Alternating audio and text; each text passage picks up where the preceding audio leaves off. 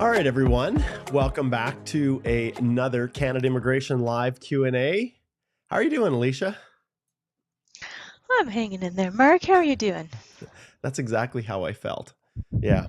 Well, hanging in there last night. I'm feeling a little better this morning, but I had a spousal sponsorship that I was trying to get out yesterday. And the day before, I think I had 11 consultations. It's a busy time. People are really struggling right now. And I was assisting a couple with their spousal sponsorship application. And I was racing to get it done because in the evening I run the little activities for 8 to 11-year-old boys at church, and so I was supposed to be there. It was the first activity of the year, and I ended up being 15 minutes late, and I had to suspend the review and say, "Okay, hang tight. I have to go to this. Then I'll come back and finish it." And they were common law, and I must have wasted, I'd say 30 minutes at least trying to confirm 100% that I wasn't using the wrong form, because the instructions for signing on the common law document checklist do not have the right page numbers nor questions. On that very last page of the document checklist where it tells you where to sign. And I was thinking, okay, am I missing something? Do I have the wrong form? These are 2021, 2022.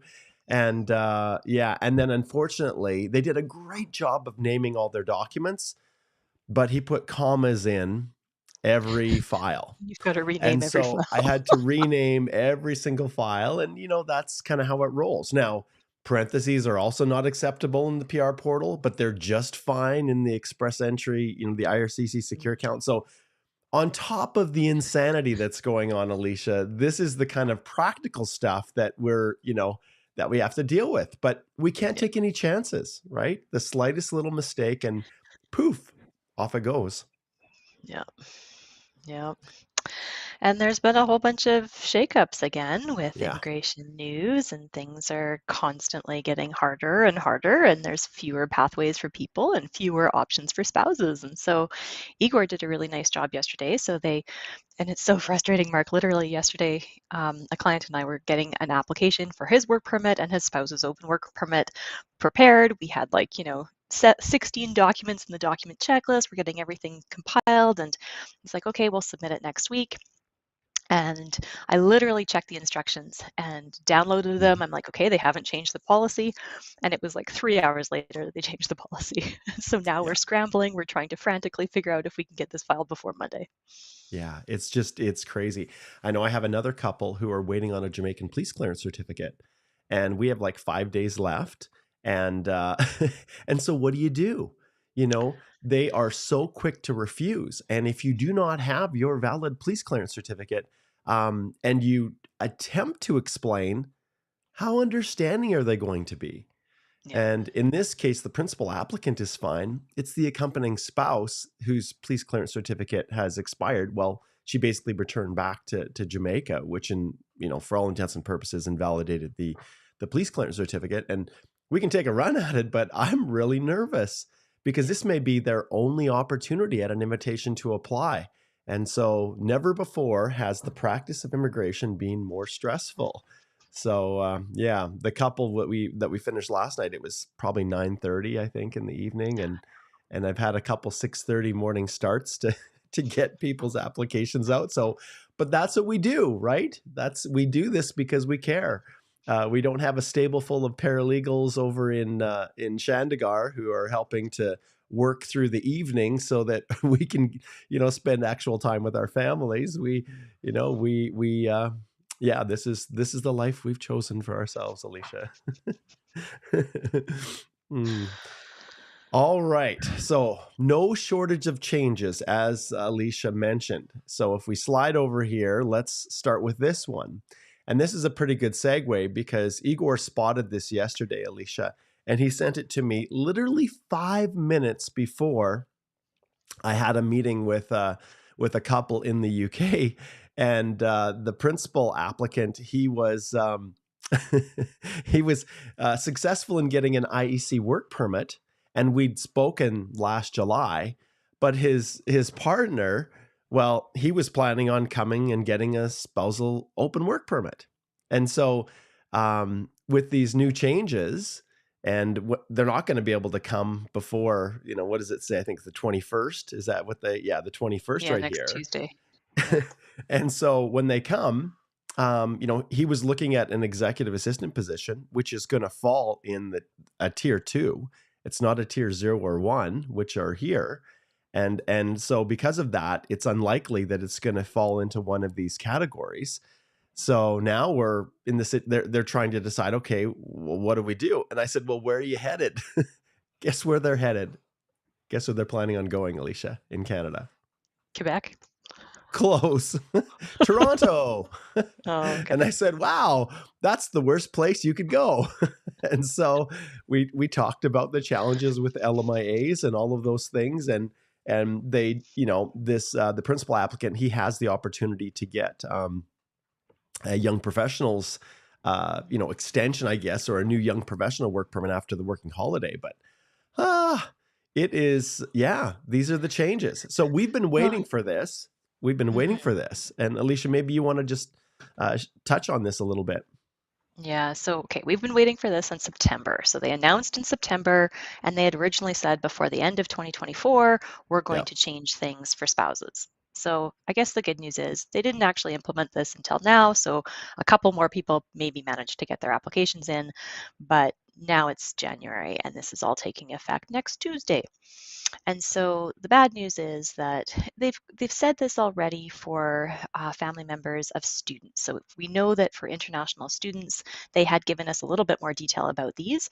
So we know that so if the principal applicant is a full-time student and they're in a master's program that is 16 months or longer, or a doctoral program, or only the ones that are on the list of professions, only in those situations would their spouse be eligible. What we didn't know is what's going to happen with everybody else who's on a work permit.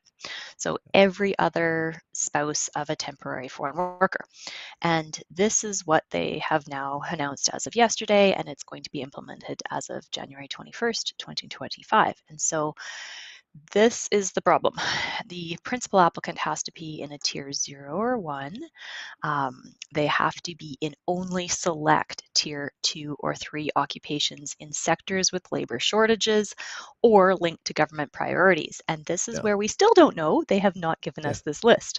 No, we And don't. so this is what we're waiting to hear on Tuesday, but natural and applied sciences, construction, healthcare, natural resources, education, sports, and military sectors. That is not a lot.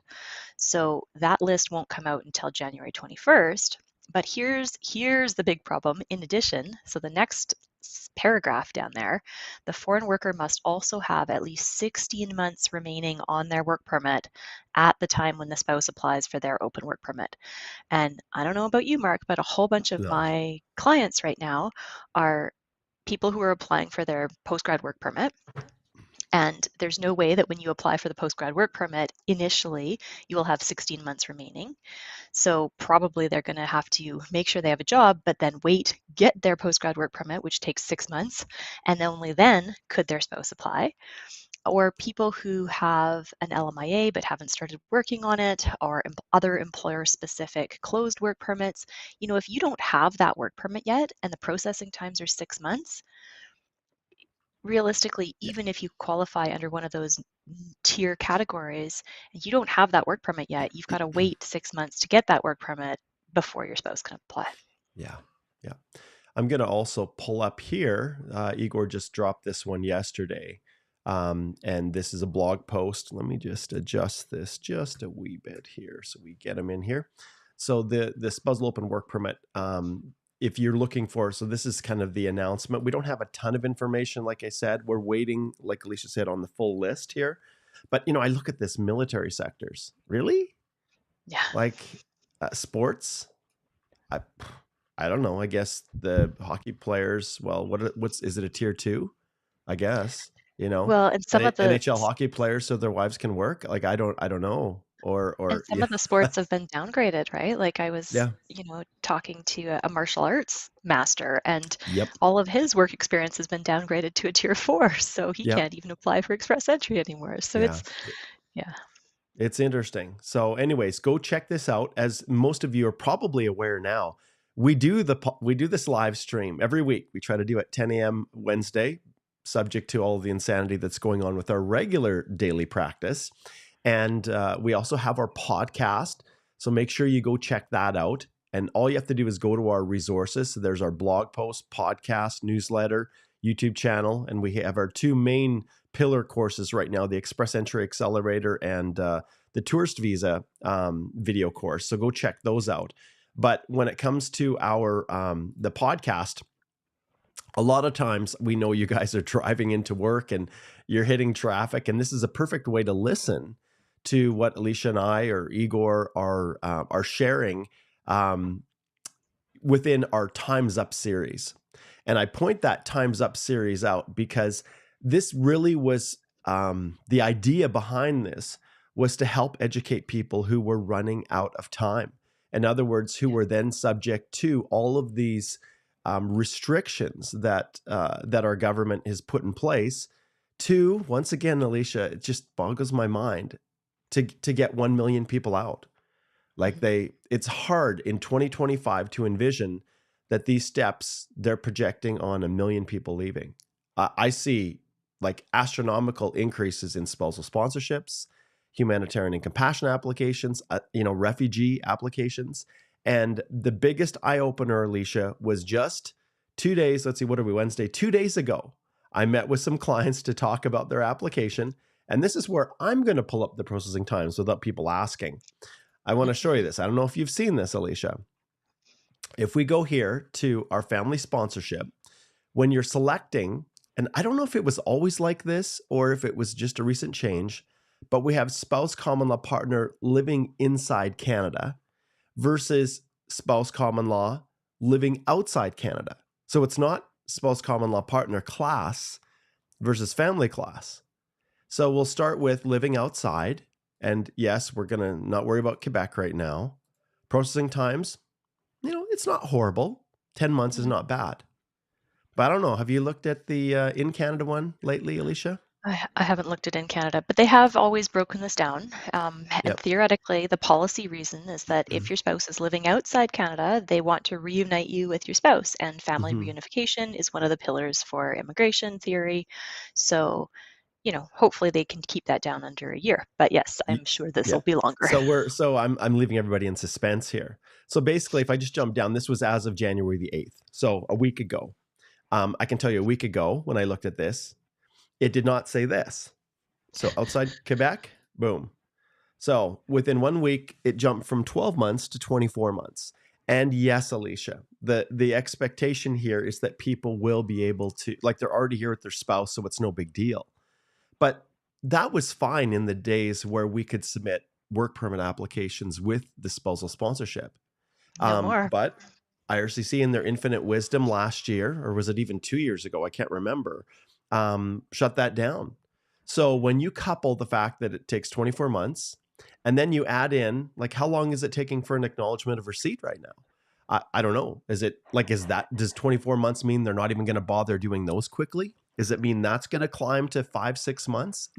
I think we're at 3 or 4 right now as it is. Yeah, I think 3 or 4 is about the right time for an AOR. And then that's the problem. You can't apply for that spousal open work permit. You have to have maintained some sort of status in Canada. And if you have to wait 3 or 4 months for that AOR, you're sitting there, you can't work until you submit that application. And you can't work until you actually get the work permit back. There's no maintained status unless you had some other type of work permit before that. Right. And so then you add on top of that, right? If your spouse is here with you in Canada, and let's shift just to the work permit processing times. Oh, man. And so you're then submitting an application for a work permit, and then you've got basically days. 5 months, right? Yeah. So the reality here is, for most people, if you're here and your spouse is here and they're on visitor status, there is a second tier or second class of treatment. At least, there used to be a guarantee that, most, if not all, spouses of foreign workers were eligible. With these changes that they just announced here, they're restricting it. But a spouse of a Canadian citizen is basically, they have to wait just an unbelievably long time in order to get their open work permits. So at first I was thinking, all right, well, maybe if the family class is only 10 months, if that's the family class, then maybe we can just forget about the work permit and just file family class and get the PR, because ultimately there's not going to be much difference between the two. But Mhm. the reality is, I don't know, Alicia, does that mean that if you're in Canada, regardless of family class or spouse common law partner, it's going to take 10 months? I have to assume that's what it means. So anyways, these are the fun, gleeful experiences that we've got right now. And there's no flag polling. So if you don't like these processing times, you're not going to do those little runs down to the border Mm-mm. to secure your work permit. So that was the other news release that just got released today. And so, Canada's been making a number of changes. Things are happening in the US with the change of government. And so Canada just announced, Canada continues to strengthen border security and immigration integrity. And so this was the news release from this morning. They've got a bit of a backgrounder talking about all the things they have already done to strengthen integrity and reduce fraud. Um, Canada's pretty concerned about the ballooning number of refugee claims that are in the system right now. And so this is something that they are trying to coordinate with the CBSA in order to make sure that, we're basically no applications at the border. Flag polling is out. They're doing a lot of things to try to ensure integrity and removals if people have their refugee claims decided negatively. So there's a new news release about that today as well. Do you have that link, Alicia? I can I, pull it I up. put it in it was the second link that I put in. The second, let's see here. Ba-ba-ba-ba-ba. Did you send it Or if you, directly? Oh, there it is. I found it. I yeah. was looking at our group one. Okay, let's pull this up and let's take a peek at this. So yeah, right here. Mhm. Okay. And so Honorable basically David McGinty, the new blood. backgrounder talks about all the things they've already been doing over the last few months. Their, public safety is coordinating another $1.3 billion worth of Oh, investment. Um, so they're going to monitor illegal and disrupt illegal cross-border activity, their real-time yeah. Get the choppers out there. surveillance. Yep, 60 new drones along the border, additional surveillance towers, new technology, X-rays, mobile X-rays, handheld chemical analyzers. RCMP and CBSA are going to be working together. They talk about removals. They talk about using law enforcement to crack down on money laundering schemes and human trafficking as well. So Yes. Unbelievable. Hey, you got to do what you got to do when, there's a regime change down south and, mhm. there's, yeah, that whole drama that's going on. All right. So there you go, guys. That's we're just touching the tip of the iceberg. There things are going to get worse before they get better. And I guess to a large extent, the reason that I got into immigration was to try to make people's lives better. And I think both Alicia and I had lots of opportunities to do different things with our law degrees, and we settled on immigration because of the opportunity it gave us to make a difference in people's lives. The model that we employ within our firm right now, which is a very collaborative process with our clients, it's designed to to make sure that the very very best application is getting submitted, and it's not designed to increase the profit margin of the firm. And so I can't tell you how many times, Alicia, I've had consults over this last stretch where people have used other representatives to their detriment. And there are some great consultants out there. There's great lawyers out there, but at the end of the day, does your representative care? And this is the one thing that we wanted to infuse into our practice is, and part of the reason we work directly with you, there's no middle person, it's because we genuinely care. And there's nothing worse than to have an application get rejected when you have made a simple little mistake or there's been some problem and you're the cause of it. And in my practice, I've had experiences like that. I remember back when I was with my previous firm and I had I used assistants and paralegals. One of my assistants had made a mistake, and I've talked about this in the past. Fortunately, I can count them on one hand, but that doesn't matter. They're burned into my consciousness. She had accidentally uploaded a black and white copy of a German police clearance certificate to an express entry application, and I didn't catch it, and it should have been color. And so the application, the EAPR application, was rejected. It was returned as, I think it was actually incomplete. They returned it as. And so since that time, we've been thinking as a firm, and Alicia and Igor and myself, what can we do to try to make the quality of the applications better? And we made the decision to take more of an educative, collaborative approach where we work directly with you. And again, Alicia, this week, I had someone book a consult, and and they had a lot of problems with their application. And I said, have you considered just retaining us to help you? And they said, I didn't know that you did that. Oh, And so often, like you do your best to say, yes, we are immigration lawyers. We do work with you. The only difference is we don't take over your application. You still maintain control, but you still get the very, very best from us. And so I want to reiterate to everybody that's watching, yes, Holthe Immigration Law does assist people with their applications.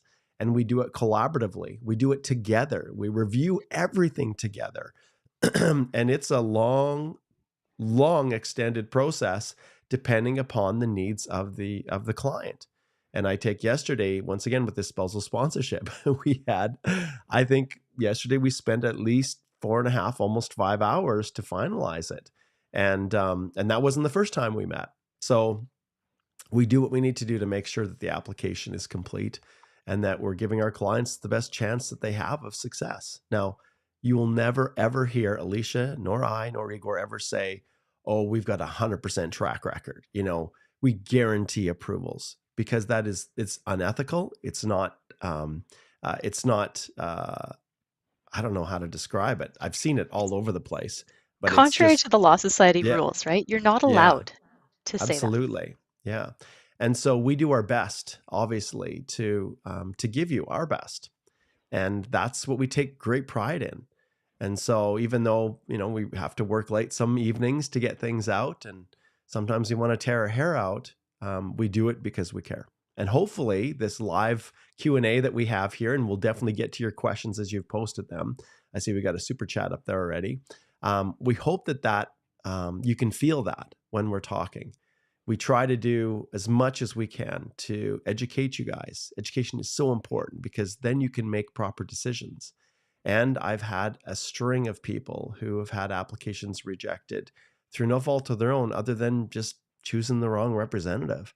They made a mistake or they didn't care. And, I've got one recently that was rejected, and the person won't even respond. Like, the representative won't even respond. And it was a corporation that had retained them. And I'm not sure exactly how it happens, because, Alicia, I couldn't even find the person. I couldn't find them on the BC Law Society registries. I couldn't find the person within the immigration consultant database. And so I don't know, maybe it was a complete ghost. But anyway, so I just wanted to share that with you guys today. And and just thank you for your support. Alicia and I, there's days we question what we're doing, but generally speaking, we love what we do. And we enjoy the opportunity to meet with people, get to know people, work with them, and to see success. And I'm really excited, Alicia. This morning, Igor and I got confirmation that one of our H&C applications we submitted for a client was approved. And this was, like, we take H&Cs, you guys. Yes, we do. But we do not file an H&C unless we feel like it is a genuine request. We don't submit frivolous H&Cs. And, that when people are really in desperate situations, and the H&C is an appropriate avenue, we pursue it. And in this case, this young mother was subject to horrendous abuse by her Canadian spouse in Canada. She had 3 Canadian-born children, and she was basically out of status because the spouse didn't help her to maintain her status. So we took that on in a pro bono capacity, and today we got confirmation that she's now a permanent resident of Canada. And it was, it was so kind. She said, look, I'm just trying to get on my feet. I'm going to get a job and I want to pay you guys, for your time. I know what you charge. I've seen your website and I don't feel right about not paying you something. And I said to her, like we say with most of our pro bono clients, pay it forward. If you're in a position where you can help someone else, then do that. And just tell people that you had a good experience working with us. A referral and a recommendation is something that we, as a firm, it's really important for us because there's so many choices out there for people. So that was a super, super happy experience. And I'm just, so happy for her. And she's right here in Lethbridge, which is kind of neat too. So yes. Anyway, so that was a positive story. All right. Well, let's take a look at a few questions here. And let's just, I think this one will pull off. Okay, let's pull up. We've got some shout outs. And hey, if this is the first time that you've connected into our live Q&A, post in the comments where you're tuning in from. There was a time, Alicia, when I'd say it was about 60%, 40% people outside of Canada, all over the world. Now I would say it's probably 80% inside and maybe 20% outside. But yeah, post where you're tuning in from. Love to hear that. I've already pulled up a few. Lynn, it's good to see you. Let's see what else we've got here. We've got AM Accounting, Mark and Alicia. Good to see you. VK says, good morning. Good morning to you. And Sana, hello to you. Thanks for tuning in, guys. All right. And let's see here. Andy over in Ottawa. Great to see you, Andy. Thanks for following and connecting in. And just post in the comments, where you're tuning in from. Anatoly's already on top of it. Good to see you, my friend. Tuning in from Toronto. Have a good stream day. Thanks so much, our friend. Thanks so much. And Adama, East Coast. All right. So maybe he's in Halifax. Well, maybe St. John, Newfoundland. Let's see what else we've got here as I scroll through. Let's see here. Okay, now we've got some people. Bader says, big shout out from Kelowna. Thank you. Jamil is over in Calgary. Guterres is in Dubai. There we go. We've got someone. And it's probably, what time is it there, Guterres? It's probably like 7 o'clock or maybe 8 o'clock in the evening. And Jean's in Kenya. Fantastic. Big shout out from Edmonton. We got that one. Super. All right. Well, let's jump over here. And I just want to make sure that sometimes you guys, when you give super chats, so Sammy here, I love this, a pink umbrella on a beach. When I pull it up, your comments, you can't see it the same way as it shows up on the YouTube feed. But I just want to make sure here that we're getting to Sammy's question. So Sammy says, if one have a closed work permit and spouse was on an open work permit and later left Canada, if the partner has a closed work permit now applying for PR, will this spouse and kids be asked to do a medical even when they're not in Canada? So I'm assuming they're included as dependents, but even if they're not included as dependents, Alicia, do you want to tackle that one in terms of the requirements for medicals? What Sammy hasn't said, I hope Sammy's still in good standing with his spouse, but sometimes we have those issues as well. So what are your thoughts on that?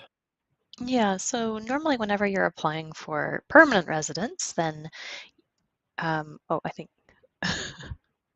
uh-oh, Mark, there we go. Oh, now I lost your audio. Uh-oh. I don't know. Can you still hear me? Hopefully you can still hear me. I can't hear you anymore. Yeah, I can hear you. I'm that was the one screen I hadn't set up yet. So when you're talking, then mine's muted. So I'll let you answer the question here. Okay.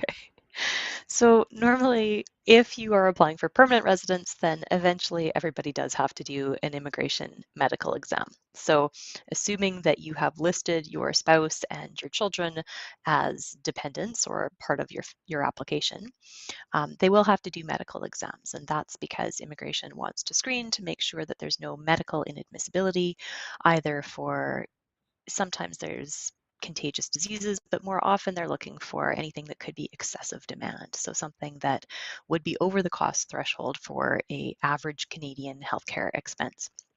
So basically, they're going to have you as the principal applicant make sure that you do your medical, and then they're also going to make sure that you have the medical for your spouse and for the kids. Um, they don't normally ask for medicals at the work permit stage unless you are actually working in an occupation that requires you to be in contact with vulnerable populations, so the elderly or kids, or if you have a healthcare related occupation or something where you could have cuts or exchange of germs, then they will make you do a medical. Otherwise, they will have a medical condition on your work permit saying you're not able to work in certain occupations. So that is normally how it works, and medicals are normally required for everybody by the time that PR application goes in. Indeed. All right. Okay, let's pull up MLU.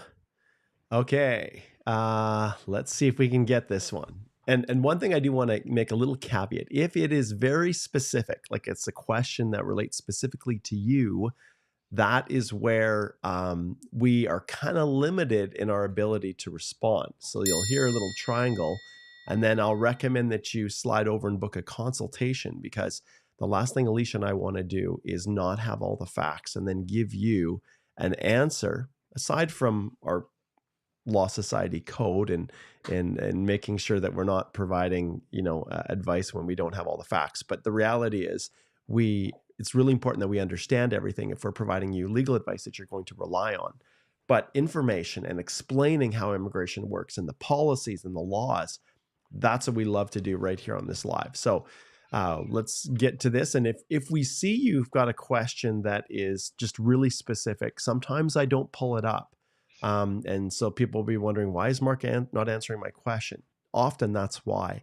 But if we see, or I can see that there's a way we can maybe provide some general information that will still help, but not address your specific, at least in the way address it specifically, then we try to do that. Okay, so MLU says So the basically, there's a 5409. Here, I'll read it, Alicia. So the IMM 5409 for common law used in student visa application. Can it be used in PR application, or do we need to make a new notarized file? So, yeah, go ahead. So basically, the 5409 is the statutory declaration of common law union. And so probably what's happened in your case is that you had a statutory declaration of common law union that you used at the time when you did your student visa application to confirm that, yes, you were married. And then now when you're going to do your permanent residence application, you're trying to figure out, well, do I use that old statutory declaration from years ago, or do you need to use a new one? And this is where MLU, we would need to know more about your applications, more about your marriage situation, what's changed, if there's been differences in terms of that common law relationship.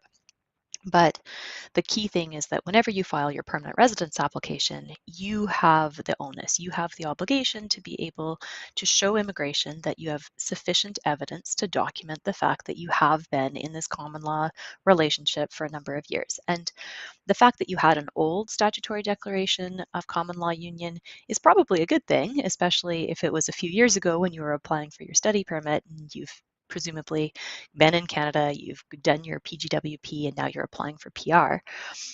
It's one of the ways usually that people can use evidence that you have been in a relationship, you've continued that relationship. If there are significant changes in circumstances, you may indeed want to do a new statutory declaration of common law union, get it notarized, updated, and submit that with the application, but it depends on your circumstances.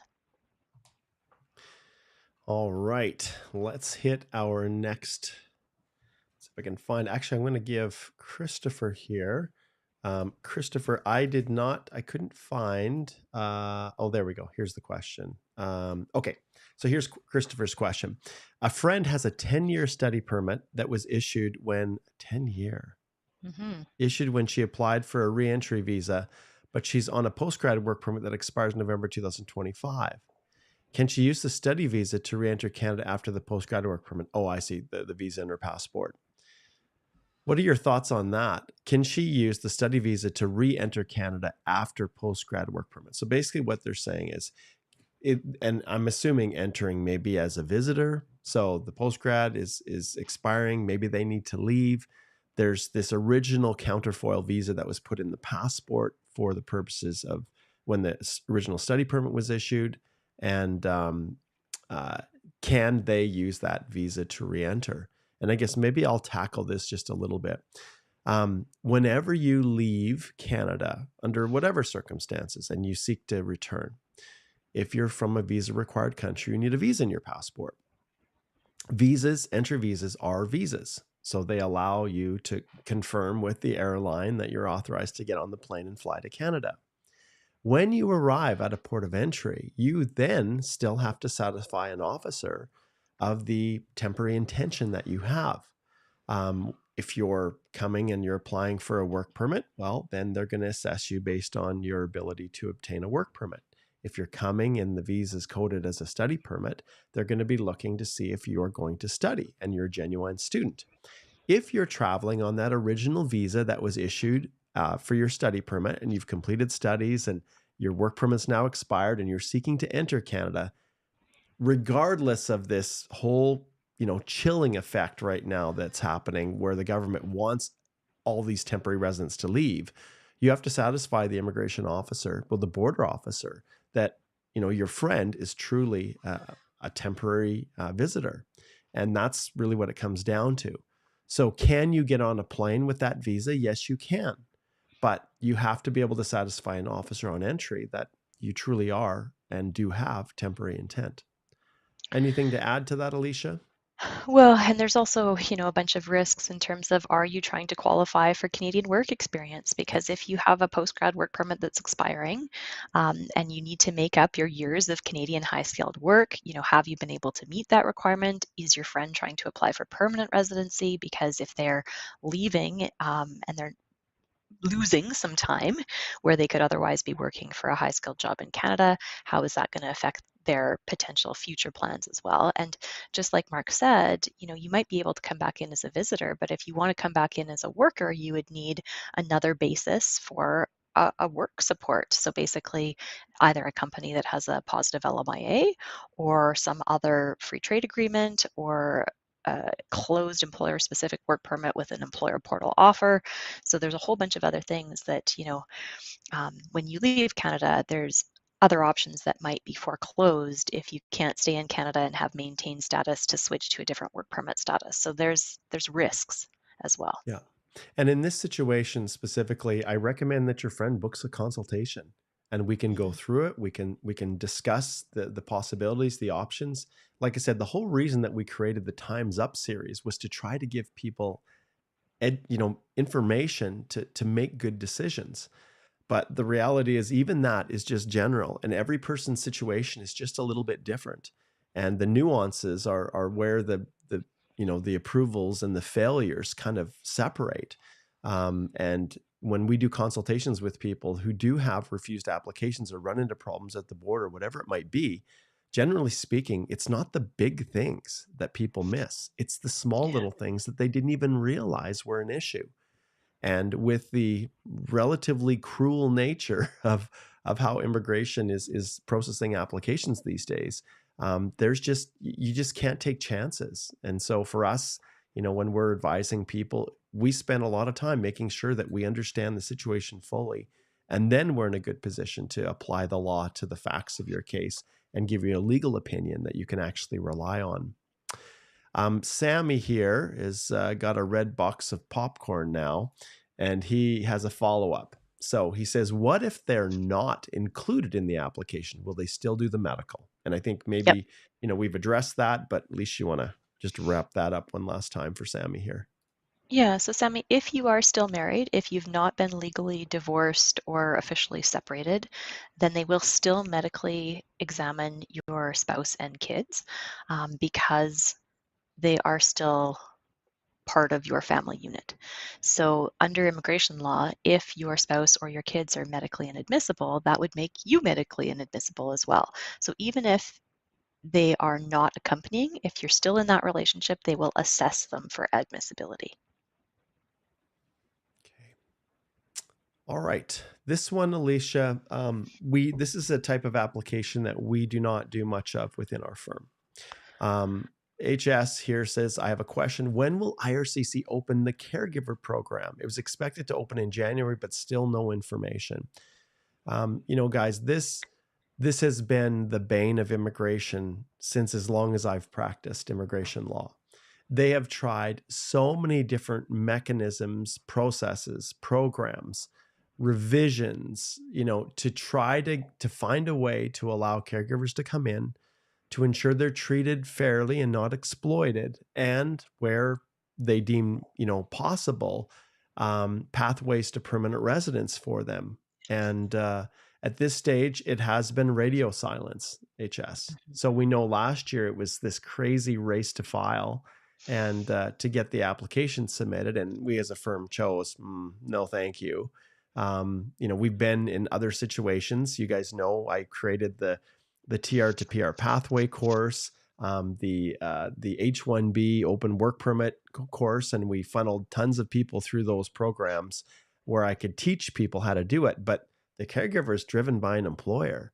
And so it's not like an individual application that you file on your own where, you can hustle and get it in quick if you have the right information, which is what I provided during those courses.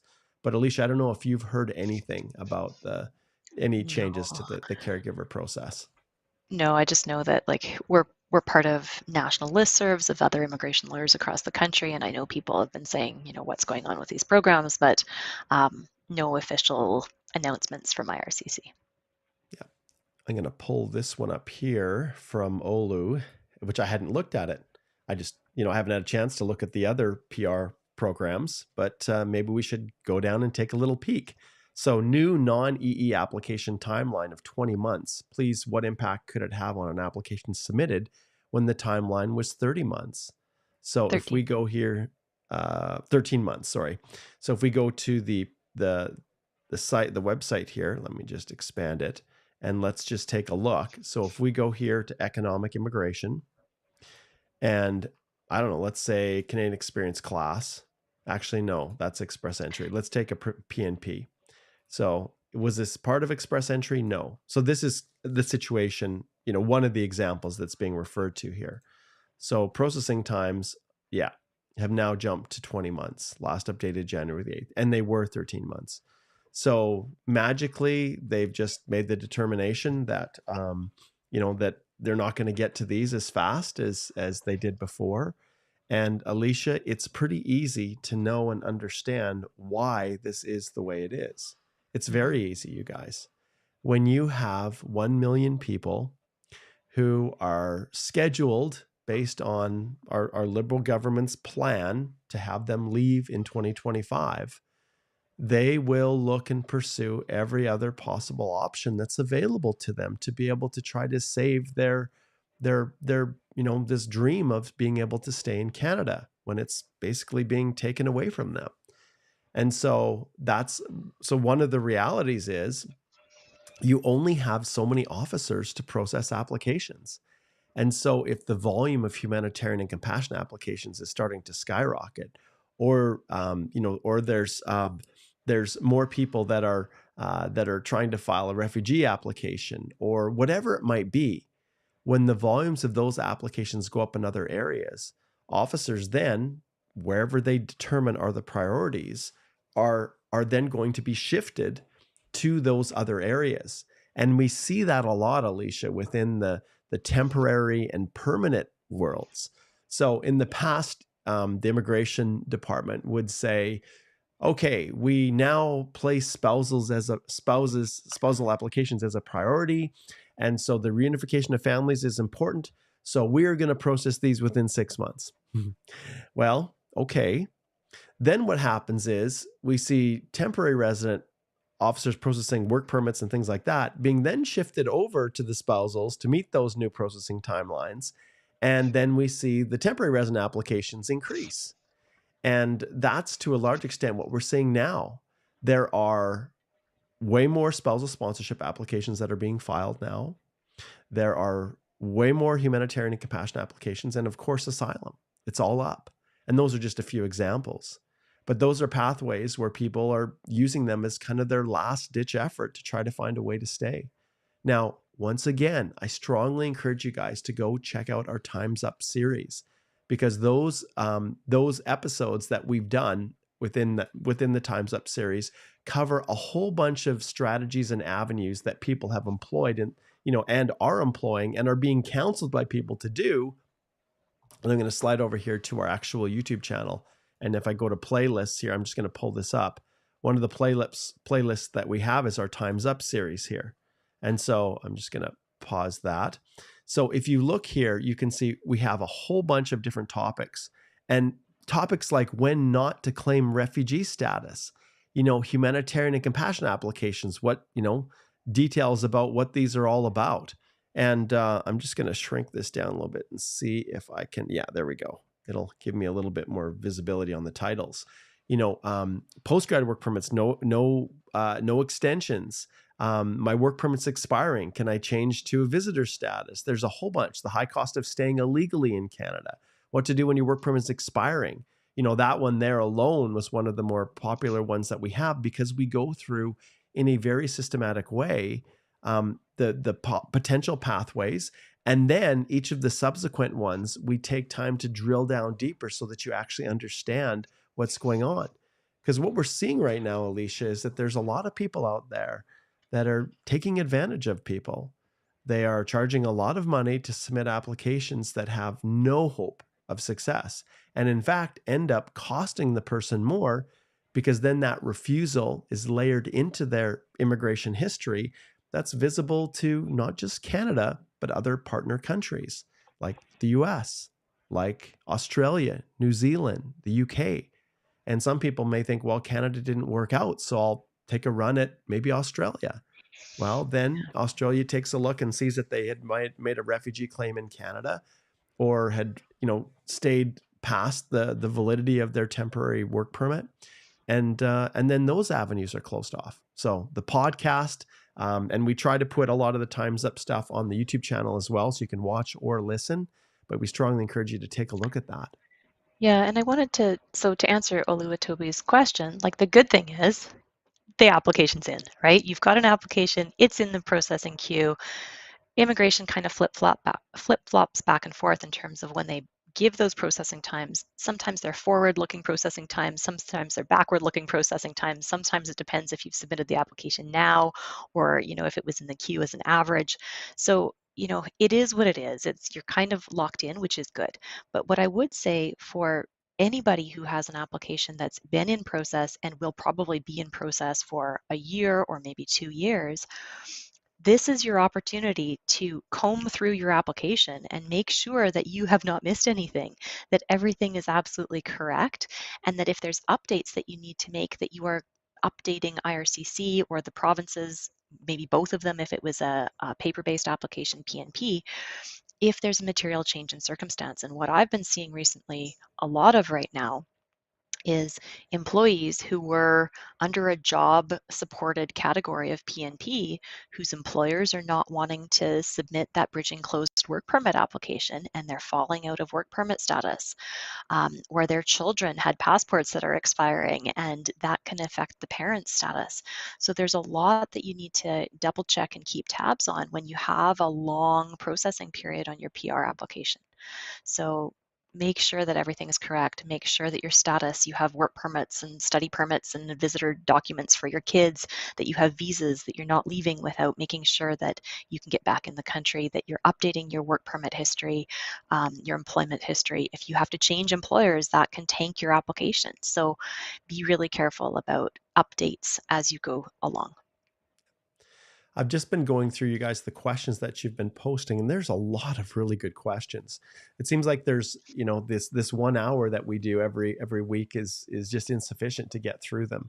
So I think what Alicia and I will do in the last few minutes that we have here is kind of a little bit more of a rapid fire. So we may not give the whole historical background behind our answer, but we'll try to be a little bit faster so that we can get through a few of these. We always prioritize the super chats, but let's jump in, Alicia, and see if we can tackle a few more of these. Okay, Anand said, why would IRCC ask for a CV resume with an ADR if my PR program does not even score work history? What in an application could trigger this? Okay, so then there's something that they're worried about, right? So you always have to be super careful with additional document request. I would recommend reach out, book a consult, because these are always, there's a red flag going off in IRCC's mind and they want to double check something.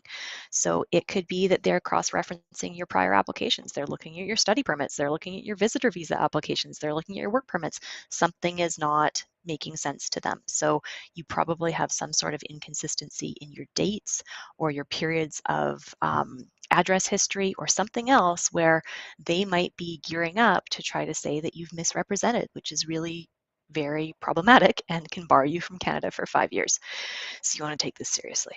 Absolutely. And one thing we're seeing as well with our consultations is an increased prevalence of ADRs for inconsistencies in previous applications. So where your helpful overseas agent told you not to include this work history that you've done because it isn't related to your intended program of study. Oh, that's right, Alicia. That's what I was going to do. I was going to create a top 10 list of things your representative tells you that are just wrong and will hurt your application. And that's one of them. So people omitting work history or having the dates wrong, we go to unbelievable lengths. I've got a client right now that had some inconsistencies, and we went to great lengths to try to fix it. And fortunately, I got an email after we had gone through, prepared the response to the ADR, begged for forgiveness, provided all the context. They were successful and got their PR, but it doesn't always work that way. And so, yeah, it's hard for us not to kind of go off on these tangents when when people are asking. But yeah, it's definitely something to be worried about. And please book a consult so that we can look at it together with you. Usually what we do is we go and we look at the application. We go in, see what you've submitted. And, I I put my old immigration officer hat on. I try to find the issue. And usually I can find it. I can figure out right away why they're asking what they're asking for. But I don't know to what extent, Alicia, they use artificial intelligence, or, within their scrubbing of documents, but boy, they're on top of it now. And they're looking for every reason possible to refuse applications. Let's see here. Jamil slid in with a super chat. Okay, let's see. So Jamil says, hi, I'm from Alberta. I got a tier 2 job for over a year. Okay, open work permit. My wife works for the government of Alberta. Okay, so he's on a spousal open work permit, it looks like. Tier 2 job since my 2020. Oh, no. So the spouse is, okay, he's job since May 2024, postgrad work permit. So the spouse is on a postgrad work permit. He's on an open work permit, a spousal. But both our CRS scores is below 500. What are our best pathways forward? Okay, I'll ring the bell here, Jamil. And yeah, just book a consult where we can go through everything. And that's what we do in the consults. We literally go through all of your history and we provide, advice that's tailored specifically to you. Okay, let's jump back here and get to a few others. Okay, Tuan says, Mark and Alicia, will the new changes to a spousal open work permit rule impact 2025 graduates? The link, select professional and eligible program, says who are eligible for a postgrad can extend a spousal open work permit for spouses. Thank you. Yeah. So understand when it all comes down to extensions. And I was looking at this link yesterday.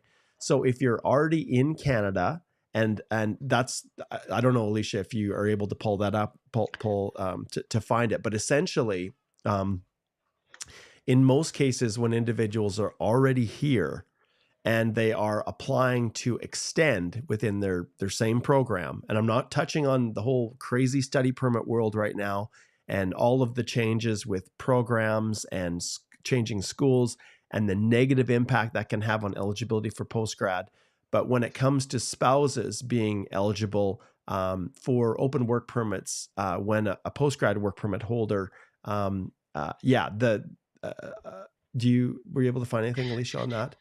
Yeah. So Pull it up.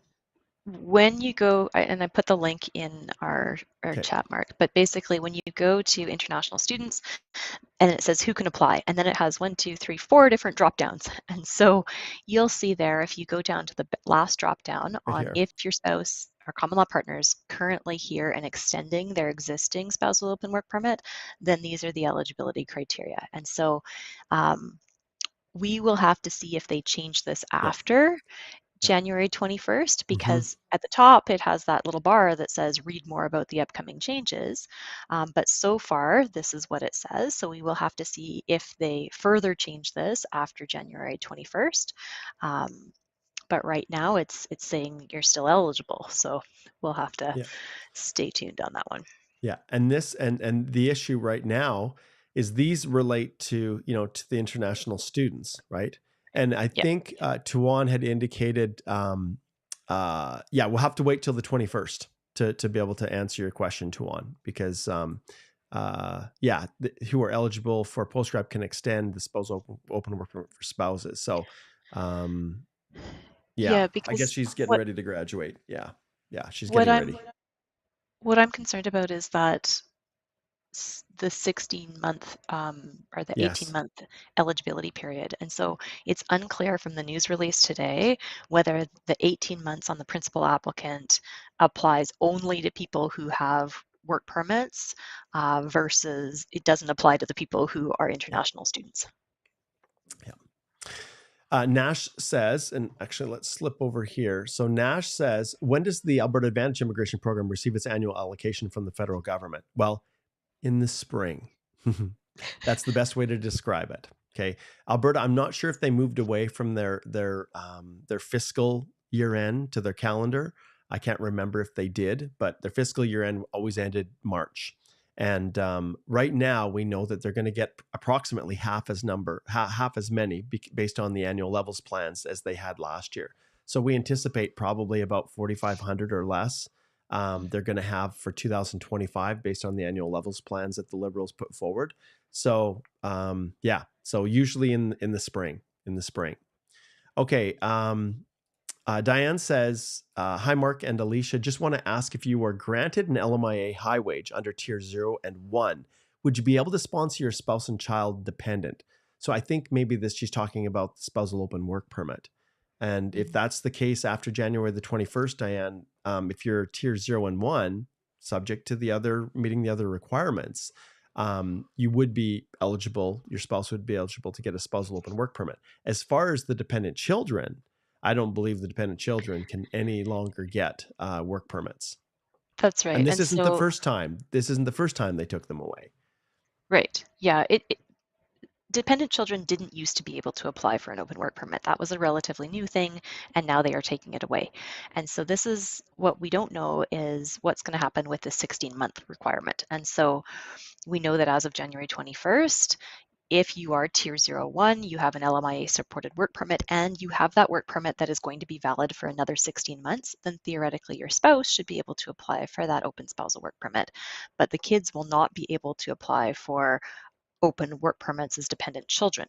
Uh, they might be able, depending on how old they are, if they're school age, to apply for study permits if they are attending primary or secondary school. So anything below post-secondary, they could apply for dependent study permits as long as they're accepted into a school system.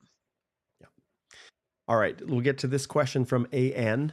Hi, folks. I submitted 3 PCCs for permanent residence, 2 from the home country, different cities. GCMS notes show only 2. Should I worry or proactively address the missing one from home country? Okay, so and this is something once again I'll ring that triangle. We're not going to be able to answer that unless we actually look at it. You know, if you know you've uploaded, right? If you know you've uploaded it properly, you've got a record, it was included in your permanent resident application, then I don't stress about it. I know I did it. As far as the GCMS notes and what they show, it's obviously something to pay attention to.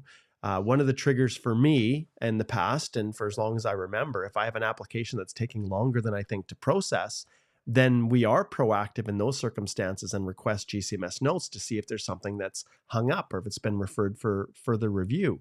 But in your case, yeah, I should you worry or proactively address? We can't, anytime it's an I question, we have to ring the bell and encourage you to slide over and book a consult. B, is job needed for a bridging open work permit? Alicia, is a job needed for a bridging open work permit? All right, so I want to do a podcast on what are the differences, and they're big and huge and completely can tank your future if you get it wrong, between a bridging open work permit and a bridging closed work permit. And this is very important. And so the answer to this question, in short, is it depends, because sometimes under certain categories that people have applied through, usually through a PNP program, there are different provincial nominee streams. And some of those streams require that you do have a job offer, that you are working for an employer and that employer does some sort of employer declaration or meets requirements in terms of numbers of employees, and they actually have to support the application. What is really, really important is if you are a PNP nominee, you have to go back to your nomination certificate and you've got to look at that nomination certificate. And there's normally a table at the top and it's going to say employer and it's also going to say restrictions on employment. And so if there are restrictions on employment, then you cannot apply for a bridging open work permit. You must go and get an R204C support letter from the province, and your employer has to go and do an employer portal application to submit your offer of employment, and they get an A number back, which you then need to apply for that bridging closed work permit for. So there are a lot of moving parts, and it requires a much fuller conversation about all of these things. But for you, AN, it depends on what kind of category of permanent residence or application you submitted, because sometimes you do need a job offer to meet the program eligibility requirements for the PNP. Yeah. Okay. Rafuzaman says, my bachelor's degree took around 3.5 years and my master's took 1.5 years, according to my transcript. What number should I put in the complete full academic years field? Thanks.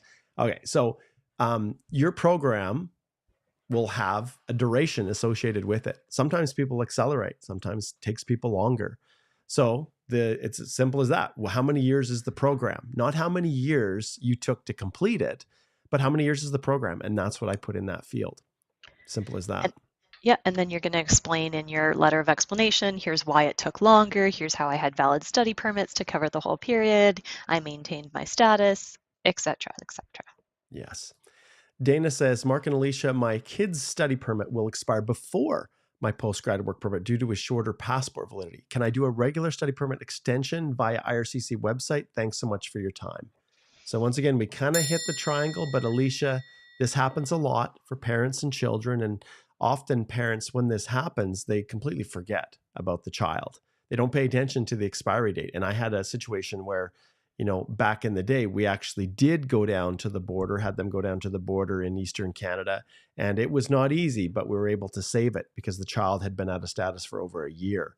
But Alicia, in this situation, what do you recommend? This situation, so it's good that you're taking a look at this, Dana, because you want to be proactive. You want to make sure that you get in that study permit extension prior to your son's study permit expiring. So make sure that you are applying for the correct type of application when you do that online application for your son. Basically, as long as your son is primary or secondary, and you've got a letter from the school showing that he's enrolled and that he's continuing to pass his classes, and that you have valid temporary intent as a family, and that you as the parent still have a valid work permit, that's important for the child to be able to obtain that study permit as a minor. So make sure that that full application is submitted prior to his study permit currently expiring, and make sure that you already have that new passport for the child. So they're not going to issue a study permit unless you already have that passport for your child. All right. I will call my mother back there. She's trying to reach me. Okay, let's just hit a couple more here before we wrap things up. Let's see here. Okay, shout out to Joe, who's in sunny Calgary. Is it sunny up there, Alicia? Is the snow melting? It is sunny. We've not had very much snow. Oh, that's good. We've got snow and it's been a little bit cooler here. Actually, it was raining one evening and then it became snow. And then the roads were a disaster, but that's what you get in Canada. So only hope, he says, only hope the new leadership drives positive news for immigration. Well, who knows?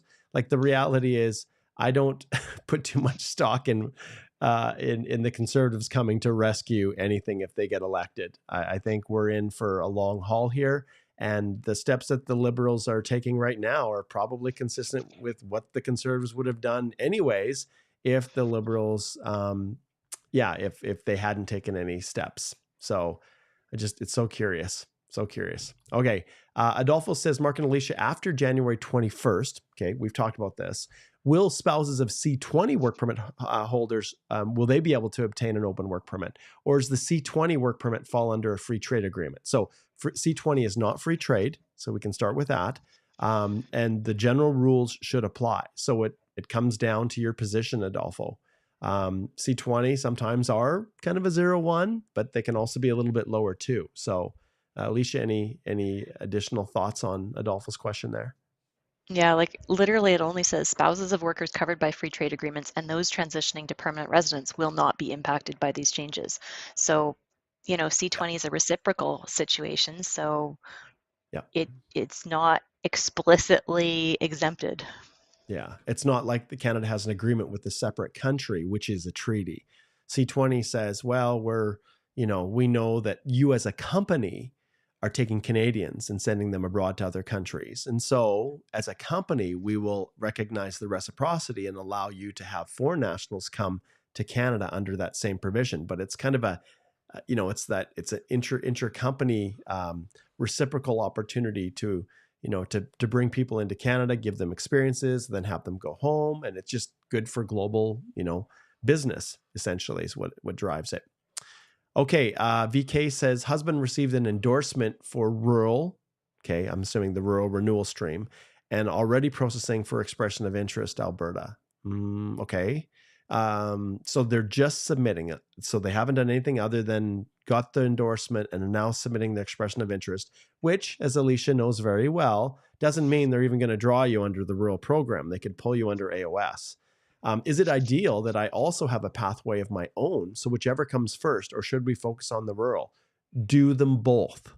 Simple as that. Do them both. Every option that's available, because there is no guarantee. Even if you have your rural endorsement, no guarantees. So 100% pursue other options. And as I tell everybody, you're asking specific questions, book a consult, and we can canvass all of the possibilities. Huang has a similar question to the other one we had. Dependent family members have their permits expiring, but it's the opposite, longer than my study permit, which is interesting. I'm not quite sure how that happens. Do they need to reapply for new permits if I finish my study early? Well, we need more. We need a lot more information, Huang. I think I'm going to avoid giving any answers on this one because I don't know how your dependents have, work like documents, whether it's a work permit or a visitor or a study permit. Maybe the study permits, maybe the dependents are children and they applied independently for a study permit on their own. I don't know. So normally they tie it to the principal applicant's expiry. Yeah. So ring it again. Book a consult. Jatin says, hello, Mark and Alicia. Will Francophone draws be impacted if the Conservatives come to power? I don't know. Who knows? Who knows? I suspect the Conservatives probably won't put as much emphasis that the Liberals have, because the reality is the Liberals have actually exceeded their own targets with what they're doing. So I suspect if it's baked in, to the annual levels plans, they will honor it, but they have the ability to change future levels plans all they want if they get elected. Hosh says, do we need to provide a police certificate if we didn't leave Canada since arrival? Do you want to touch on that one? And this, guys, this one actually goes right to the heart. It's of what we cover in the courses. And in particular, I just want to, which is the sponsor of these live streams, is the Express Entry Accelerator right here. So what I want to do is encourage those of you who are going through this process to consider subscribing. Tonight, tonight, actually, I have my masterclass from 4 to 6. But this accelerator has just about everything you could possibly need to know about Express Entry built into it, as well as a complete walkthrough of every part of the Express Entry process. We are going to be updating some courses, of course, because immigration is making changes, and we're waiting for the actual policy directives, the ministerial instructions to change for the job offers. And I don't think we've seen anything yet in terms of what is going to, if there's anything that's going to continue to allow for points for job offers, or if it's just the temporary foreign worker program and LMIAs that are no longer going to be eligible. We just don't know. There has to be regulatory, like ministerial instruction changes. We don't know if the job offer thing is going to affect federal skilled workers. We don't know. So we're going to have to wait. But when you subscribe to the course, you have lifetime access to updates. And so you definitely want to do so now. And if you subscribe now, you'll get access to it whenever you need it in the future. Okay. Back to, so back to the question, police certificates. Mm-hmm. So if we didn't leave Canada since arrival. Mm-hmm. So Hosh, there's two things. There's any country that you have lived in for 6 months or more since you were age 18 or within the last 10 years. So that's what you've got to be scanning for.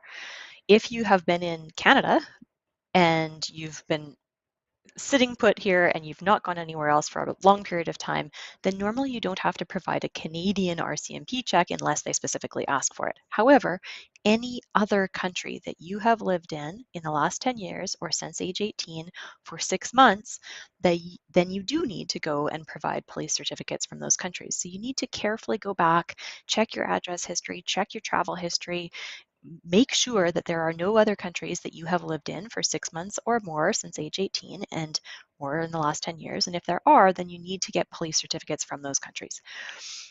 The way that it works is you have to get a police certificate that is dated after you have spent the 6 months in that country.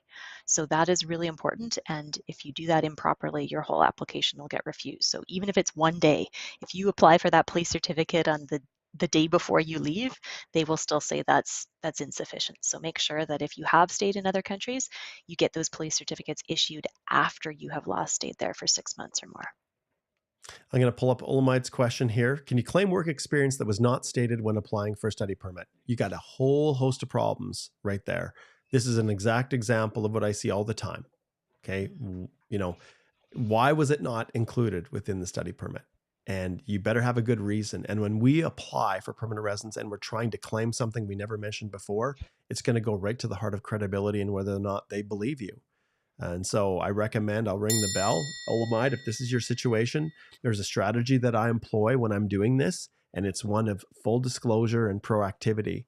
But I recommend you book a consult and we can try to help you navigate through this. So many people do this because their education agents or the consultants told them to do this. And it's a horrible, horrible decision. And you risk misrepresentation in a number of ways. So be careful. Yes. Yeah. Rice says, Alicia and Mark, what does it mean when you receive an OINP reconsideration email?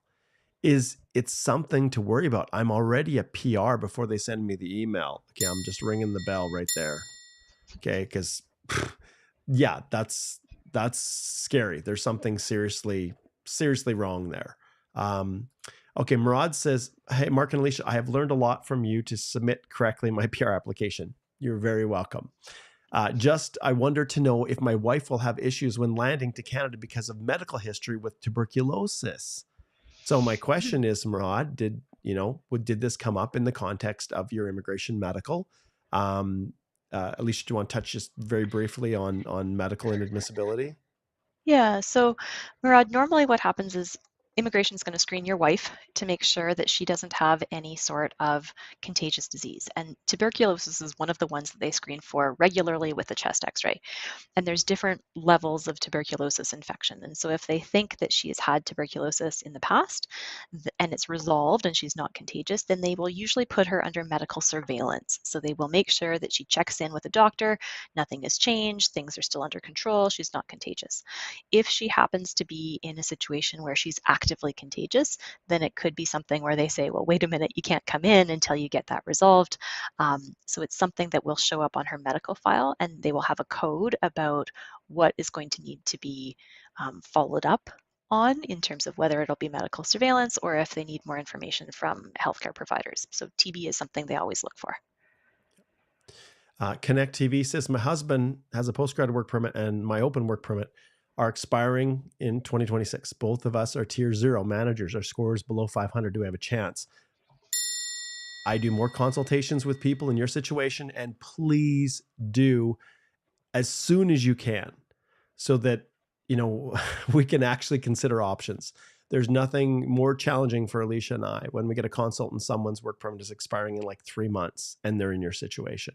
So strongly encourage you to book a consult, and we can examine whether or not there are possibilities. Harry says, STEM this year, can we expect? No. No, I don't anticipate any STEM happening within Express Entry. And this is the thing, Harry, they have not updated what their targeted categories are for 2025. They might not even. They might just say, you know what, we're just going to leave it there, but we're never going to do any draws. Hopefully they will actually update and say, here are the new categories for 2025. They have so far said it's going to be French, and they have so far said it's going to be healthcare, and it seems like there might be trades, but they have said zero about STEM, or ag or transport. So those are probably not going to be on the targeted list this year. Yeah. A couple last quick ones. Estef says, do you think if I get a job in New Brunswick with a big bank like RBC, they sponsored for New Brunswick skilled worker program? Okay. I can't confirm. Okay. Who knows what, 100% degree if your particular bank is going to make some kind of an exception. But notoriously, the big banks, RBC, Scotia, TD, Bank of Montreal, and any large institutional employer very rarely support workers with their PR. And I've had people come who are working for provincial governments who want to know if they're, if the employer will support them for a provincial nomination program. And in all of those circumstances, it is highly, highly unlikely. But Steph, ask the question, ask them. And one thing that I advise my clients, and I think this is actually a really good strategy, if you're going to take a new job, you're not going to say, hey, do you support PR? Right? You're not going to ask that question directly, because they're going to say, well, who are you? Like, we don't even know if we want to keep you past the probation period. But what you can ask, and I think it's really incumbent upon you to do, is to say, do you have a policy of not supporting permanent residence? And then that basically says, hey, yes, I'm a foreign worker and I have a temporary work permit, and my work with you will come to an end if I don't get permanent residence. But is there a chance that you could support me? And I find that that's a relatively innocuous way of approaching it, but still getting the information you need, because you don't want to start a job with an employer who just is not going to help you at all, unless it's a survival type situation where you just need something as a step to get to somewhere else.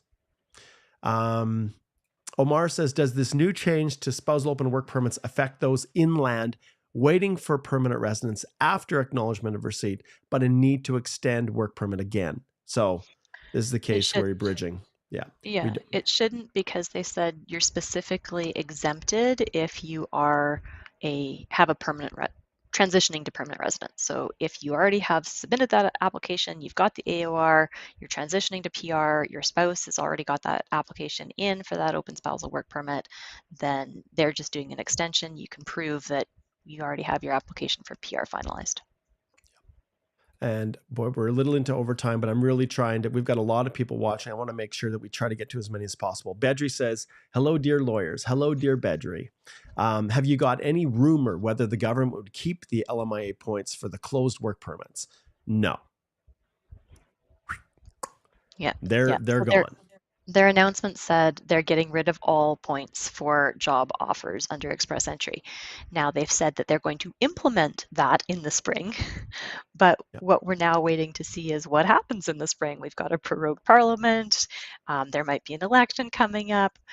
There's going to need to be regulatory changes if they're going to change those job offer points. So who knows? They said they're going to take them away. Yeah. Okay. One from Yusuf here. Is there any change pending in citizenship requirements? Rumors are out there that Canada will stop giving citizenship to PR holders. I put no stock in that, Yusuf, that they're just going to stop giving citizenship to PR holders. The concept of permanent residents who remain in Canada ultimately having the ability to convert to a citizenship is something that's been a pillar of our immigration system forever. If that's the case, then who could get citizenship? Like virtually no one could. But what does change and flip-flops back and forth is the duration that you have to live in Canada as a permanent resident before you're eligible. So it was, 4 years under the Conservatives, then it became 3 years with the Liberals, and if the Conservatives come back in, do they ramp it up to 4 or 5 years? I don't know. That's what we're talking about here. Alicia, do you believe anything like that they would Well, just stop giving it to anyone? Maybe, no, I guess, a temporary no, suspension, but I don't see that. Maybe, no. I And don't I, know.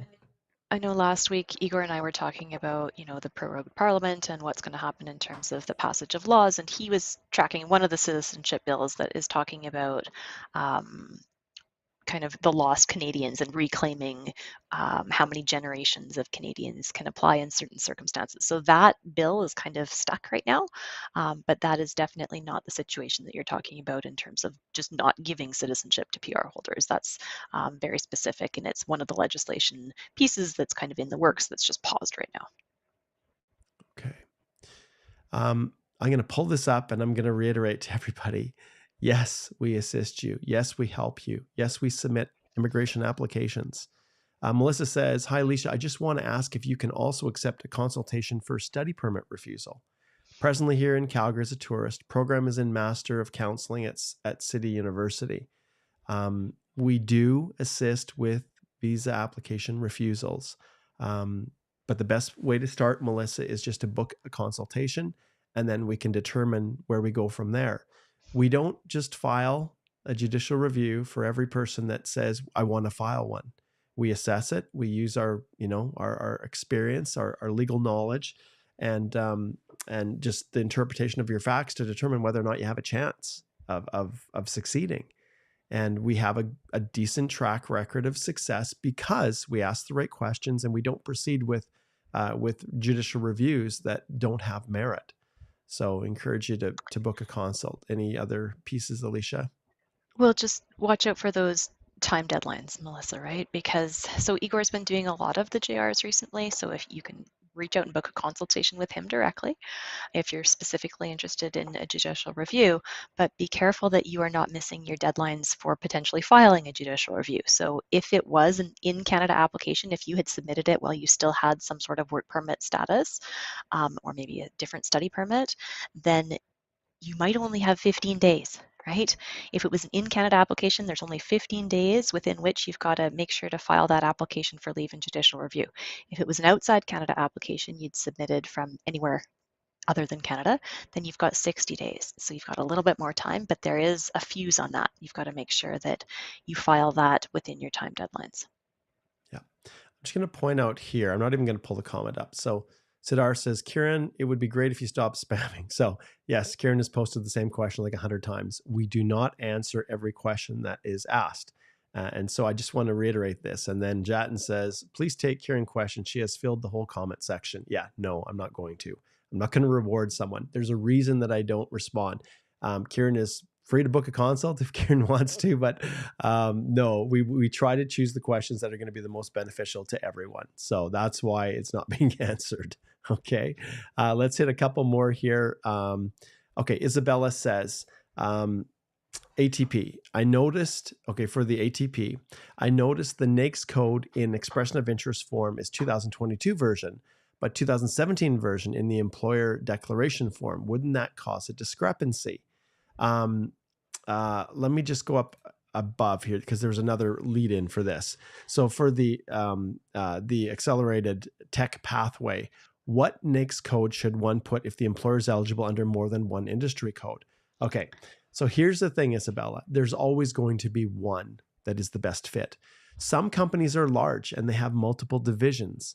Some have, maybe there's a company that does a lot of construction, but they have a research division that does, research that potentially could fit under a different NAICS code. The company itself is always associated with one. And it's no different than a job that maybe crosses between more than one NOC code. You always have to select the one that is the best fit. And so in the situation, what do? Well, you take a look at it, and you together with the company, you make the decision as to which direction that that it fits. Alicia, I don't know if you have anything to add to that. This obviously is a little bit of a different question too, but I Yeah, recommend, so Isabella, that you book a consult and we can dig in deep onto that one. there's a couple things, Isabella. So one thing is that the company normally will have made a declaration in their taxes and their forms about what kind of industry, NAICS industry code they're under. And so you'll want to talk with your HR or the corporate lawyers or whoever's filing their taxes and doing their corporate returns to make sure that that is all making sense. In terms of the NAICS codes, yes, Alberta does use different versions, and so they are going up to the root version. So when you look at the NAICS codes, it drills down to more digits. And so normally what's happening on the employer declaration form is they use I think it's 4-digit code instead of the 5-digit code that is used elsewhere. So it's a little bit more generic, but you can double check with your company. Okay. All right. Just a couple more here. The Common Sense Canadian says we need a reset on immigration. Well, I'm not going to disagree with you. And there has been lots of discussion about revamping the Immigration and Refugee Protection Act. Now, in terms of a reset on immigration, yeah, there's things that obviously need to be changed to bring the immigration program back into order. Essentially, it's really hard that these really strong measures are being put in place when things could have been dealt with proactively versus reactively. But yeah, it's definitely something that for sure, whichever the new government is, they're going to be looking at that. Carla says, my husband is a grad international student who works as a production coordinator in a water bottling company. Will our request for extension on his post-grad due to passport expiry be affected? So I'm going to, once again, Carl, I'm going to ring this, because anytime you say, will it affect our or mine or his, we really need to understand the full context of what's happening here. When it comes to extensions, because of passport expiry, I haven't seen, I have to assume that is possible to do it, but you have to file properly. These are paper-based applications when you're submitting it. And many people don't realize that. So if you're trying to recapture time in a postgrad, it's so goofy. I don't know why they do it, but they force you to file in paper. And Carla, it's not a straightforward process. So I recommend you book a consult. Nitish got a passport request for Canada, PR December 13th, got married November 28th. And I informed IRCC on the 7th and 14th of December through a web form and mails, but they did not revert back. What should I do? You got to wait, my friend. You can't land. You got to wait until you hear back. Keep following up. And at this rate, I'm so frustrated with immigration. Send them a message every day. Call them on the phone. That'll make them happy. No, I'm being facetious. But you do need to follow up. Whatever you do, Alicia, what is he not going to do? What is Nitish not going to do? Yeah, you can't come to Canada and land and not say anything, right? Because then your spouse is forever excluded from the family class. So I'm glad that you notified them. Even though you have that passport request, you should make sure to again say, if you're coming up in your deadline for your passport request, I've submitted all these web forms, I'll send you my passport, but I'm not going to use this landing document until you actually make sure to add my spouse to the application. Nitish, there are some risks about adding a spouse to an application depending on when you added that spouse, what kind of category you applied under, whether you have to meet settlement funds, or whether that would change your eligibility parameters. So just know that there's some other things that might be going on as well. Yeah. Zubia says, I got a refusal on my brother's visit visa. I'm assuming mom got it approved. What should I do? Because mom doesn't want to come without my brother and she is old age. Please advise me. Okay. Book a consult, Zubia. Book a consult. Simple as that. This is interesting. Depot says, can I use an LMIA from Quebec to get a job offer point in express entry? So no, you can't get job offer points in the fall or in the spring, sorry. But also you can never use intention to live in Quebec under an express entry application. So if you are trying to say that you have a Quebec job offer, but you're going to be living somewhere other than Quebec, there's an inherent problem there. So you would have to show that you are going to be living somewhere other than Quebec in order to be eligible for express entry. Okay, we'll finish with Yasha's question. In the citizenship application, what does this question mean? Do you currently have immigration or citizenship status in country other than Canada? I am born in India and Canada PR. What should I? What should I? India. So, that's essentially it. So they're just trying to figure out if you're truly serious about Canada, or whether you have lots of other options and you really are not intending on, and I shouldn't say that because I'm reading into it, but they want to know that you're serious about making Canada your home, because citizenship is a big deal. But yeah, Yeah. it's India. Yeah. Yeah, you have to disclose any country that you have citizenship of or are a permanent resident in. And so I'm assuming that because you were born in India, you're a citizen of India. So you've got to disclose that, and then you're clearly a Canadian PR. This is awesome. This is so awesome. Dubé says, Mark, I know you support Trump. Oh, okay. Well, there we go. I didn't know that, but okay. He wants to put a 25% tariff on Canada. If he indeed does this, what could be the effect on immigration? Can we expect even lower numbers as lots of people will be unemployed? Well, that's actually really funny. Well, it's not funny. Like, people are genuinely concerned because he's saying a lot of crazy things. This is Trump, right? And so with respect to the 25% tariff, I'm actually quite proud of Danielle Smith, our premier in Alberta. She's trying to be proactive when the federal government is basically shut down, which I think is a pretty crappy decision, but that's politics. I'll leave that. I'm from Alberta. What do you expect? But I'm actually very, very satisfied with at least, like, Doug Ford and some of the premiers are trying to take steps to reassure them that we're going to do whatever they need us to do in terms of the board or otherwise. And understand there's a lot of rhetoric and stuff going on here, a lot of talk, and that's politics. And so, what impact can it have on immigration? Well, look at the economy generally. If there are Canadians out of jobs for whatever reason, it doesn't matter what Trump says. If unemployment rates are high, then of course it's going to impact on immigration. If Canada feels that there's enough people in, that they're meeting their permanent resident targets, they're going to do what the Liberals are doing. So, Alicia, your thoughts? Yeah, and the interesting thing is, the numbers came out. So those unemployment numbers have been updated, and that's interesting. And those unemployment numbers are slightly down. And so, we'll have to take a look, and that's going to come out on a regular basis, and that will affect the LMIA refusals to process as well. So there's a balancing mechanism that's in place there. Yeah. And I think knowledge supports Trump for sure. So that's awesome. You guys are hilarious. Okay. I think we've got everything. I want to make sure I didn't miss. Okay. All right. So I really wanted to go through and do the very best I could to get all of the questions answered that we could possibly answer. Nicole says, thank you, Mark and Alicia. I listened to you through the journey. At the end, I got an Alberta Advantage Immigration Program Express Entry and got my ITA. What a perfect place to wrap it up. All right, guys. Well, this has been a very, very eventful. Oh, and once again, Isabella. We'll finish with Isabella. Do you guys do consultations just for material or doc prep? Does it count as hiring a representative? Okay, if you go to our firm website, I'll slide over to our firm website and I'll end with this just so that we can clarify for everyone. As a Canadian immigration law firm, we absolutely help people with their immigration applications. So business immigration, corporations, work permits, we do lots of those, cross-border, otherwise. Refusals and delays, JR, reconsideration, mandamus, we do those. H&C applications, we've created a separate section just because of all of the people that are looking at this as an option, as much to educate people as it is to have you retain us. Like I said, we make darn sure that you have a legitimate opportunity before we ever consider filing an H&C.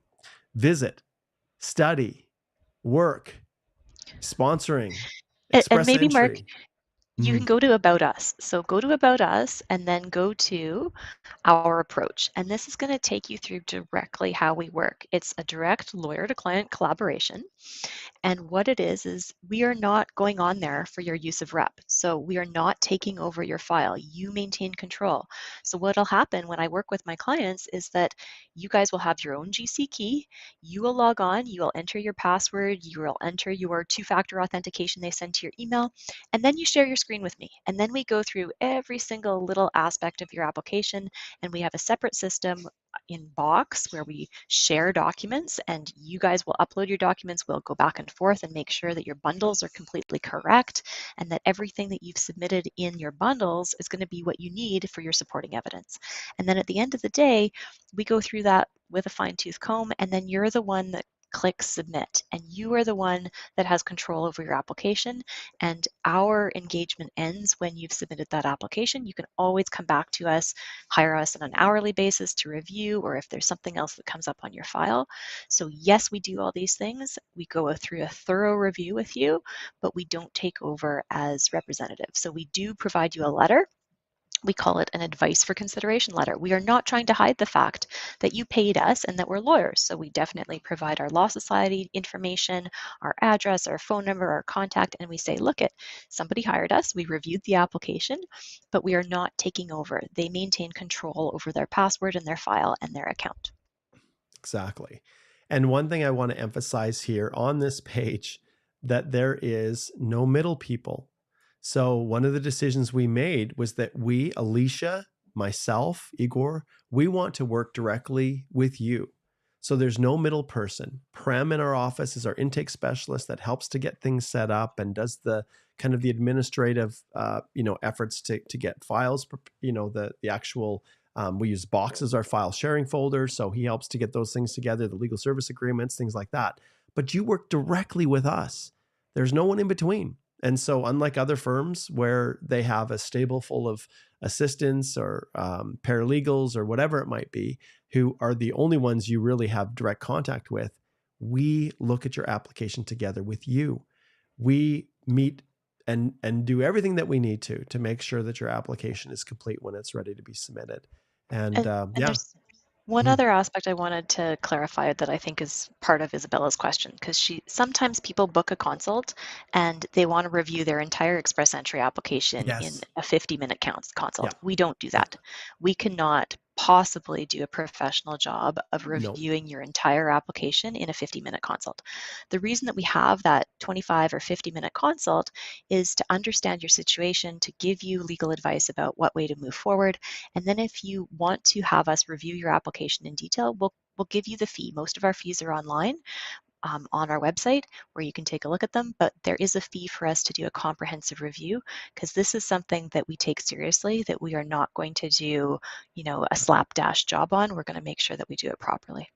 Yeah. And if your question, what are our fees? They're all here. You can just click on our website, and there's a link to all of this in the description below of the video, wherever you're watching this, whether it's YouTube or X or LinkedIn, whatever it might be. This is funny. Common Sense loves Danielle. That's great. Okay. Huang says, thank you. Let's see. Okay. I think Jillian says, Mark, please check my super chats. There's no super chat for you, Jillian. I do not see one here. So no super chat for you. And yeah, Siddharth, will leave it with your comment. Such amazing clarity. You guys are awesome. You guys are awesome. Thanks so much, everybody, for tuning in today. We went really into overtime, but when you've got just about 500 people watching live, we want to make sure that we cover as much as we can. When changes occur, subscribe to our channel, follow, you can follow me on X. I often will post on X. That's where I tend to do most of my posting. Any changes that happen, we do our very best to let you know. We have our live streams. I don't think anyone can get out faster than we can when there's a government change to talk about it. And that's what we pride ourselves in. So subscribe to our channel and share, let people know. Make sure, if you have not yet done it, that you subscribe to our Canadian Immigration Podcast. In particular, we want all of you to pay attention to the Time's Up series.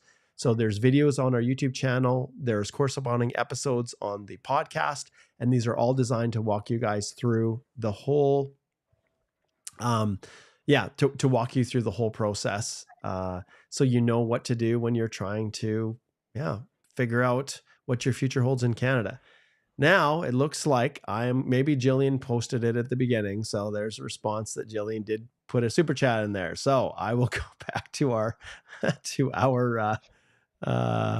main page here, and let me see if I can find it, because I don't want anyone to feel like they're not getting their question answered with the super. So let's see if I can find Jillian's here. So bear with me, guys.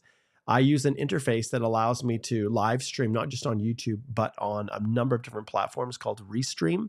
And so because of that, I don't always see, sometimes things can get missed. So let me go in here and I'm going to take a peek. Let's see here. Okay, I'm going to log in and I'm going to, okay, I'm going to pause it. All right, let's see if we can find Jillian's super here. There it is. It was because it was at the very beginning. Okay, so this is how we're going to deal with Jillian's here. There. Okay, here it comes. Old school. I used to do this old school. Okay, Jillian says, is a construction helper tier 5 part of the Alberta Express Entry priority sector? Okay. Okay. Express Entry. Oh, Alicia, take a look. Obviously, you guys, we don't have all of the answers right at our fingertips. And yeah, construction helper tier 5, part of the Alberta Express Entry priority sector. Okay. I think they've got the list of occupations, do they not? I can't remember, because we may not have an answer for you, Jillian. We'll both do priority sectors, eligible agriculture or construction occupation. Yeah. But do they actually have the list of construction occupations there? And they don't have it there, so. Okay. So, in short, Jillian, we don't know. Ultimately, it is kind of funny, but people ask questions for a reason, and I like, as far as the priority sector, often when it comes to construction, well, I don't know. I don't know, Alicia. Jillian, you'll have to come back next week and I'll do a little bit of searching and we'll see if we can answer that question. I'll make a note of it. And then next week we'll try to hit Jillian's question. Dana says, thank you very much. Carla says, where can I book a consultation, please? The link below in the description of this video, if you go to it, I will pull this up here.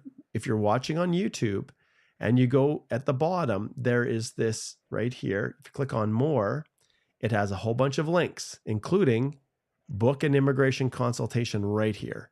And all you have to do is click on that link and it will pull up. It'll take you right here to our firm website where you can book a consult. And it's really easy. So if you say, I want to book a consult with Alicia, you click on the link and then you can choose. Now, Alicia's a busy person, so she doesn't have space until Tuesday, but you can always go through and take a look at all of our calendars and see who has time. So if you look at me, what do I have here? Oh, I've got time tomorrow. So I've got some spots available tomorrow. And same thing goes for, I'll just close this and we take a look at Igor and see what his availability is. Igor has some spots tomorrow as well. So that's how it works. And then you just click on the time you want, you confirm, and then it will take you through the process. So it's all automated to make it as easy as possible for all of you fine folks. Okay, we're now officially going to end. Well, why don't we end with some music? So, all right, guys. Thanks so much for tuning into the live Q&A today. I'm Mark Holthe, Canadian immigration lawyer, with my co-host, Alicia Bachman-Bahari. And here's our official titles and names. Immigration lawyers here with Holthe Immigration Law on the Canadian Immigration Institute channel.